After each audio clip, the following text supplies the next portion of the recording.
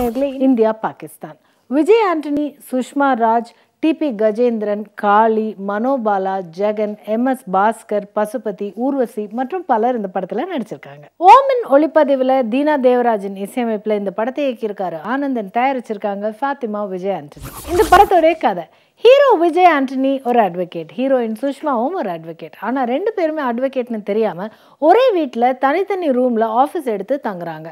ஆனால் ரெண்டு பேரும் அட்வொகேட்டுங்கிறதுனால ஒரே இடத்துல இருக்கும்போது தொழில் பாதிக்கப்படும்னு ஒருவர் மாற்றி மாற்றி காலி பண்ணிக்க சொல்கிறாங்க.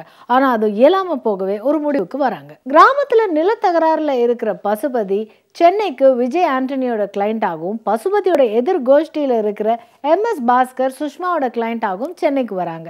இந்த கேஸில் யார் தோக்குறாங்களோ அவங்க வீட்டை காலி பண்ணணும் அப்படின்னு ஒரு ரகசிய முடிவு எடுத்துக்கிட்டு ரெண்டு பேரும் கேஸை நடத்துகிறாங்க. ரெண்டு பேரும் கேஸ் விஷயத்துக்காக கிராமத்துக்கு போகிறாங்க. அந்த கிராமத்தில் விஜய் ஆண்டனிக்கும் சுஷ்மாவுக்கும் சின்னதாக காதல் ஏற்பட்டு ஒரு பிரிவும் ஏற்படுது.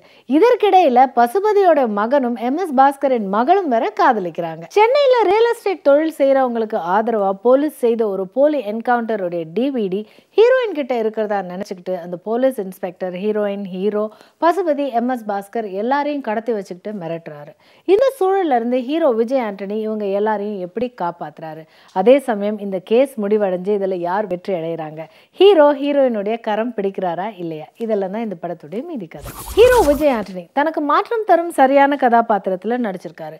ஹீரோயினை காதலிச்சாலும் ஈகோவால அதை வெளியே சொல்ல முடியாம தத்தளிக்கும் காட்சிகள்ல கனமான நடிப்பு கொடுத்திருக்காரு. ஹீரோயின் சுஷ்மா விஜய் ஆண்டனியுடன் சண்டை போடும் ஒவ்வொரு காட்சியிலையும் சபாஷ் வாங்குறாங்க. விஜய் ஆண்டனி இவர் கையை பிடிக்க முதன்முறையா சுஷ்மா காதல் குணத்தோடு விஜய் ஆண்டனியின் கையை பிடிக்க விஜய் ஆண்டனி அது விளையாட்டுன்னு எல்லோர்கிட்டையும் சொல்லும் காட்சியில மனதளவில் உடைந்து அழும்போது முத்திரை. கிராமத்து முரட்டு மனிதராக வெள்ளந்தியாக வரும் பசுபதியின் குழுவும், எதையும் குறிக்கேட்டு செய்யும் MS பாஸ்கர், மனோபாலா குழுவும் சிரிப்பின் உச்சம்.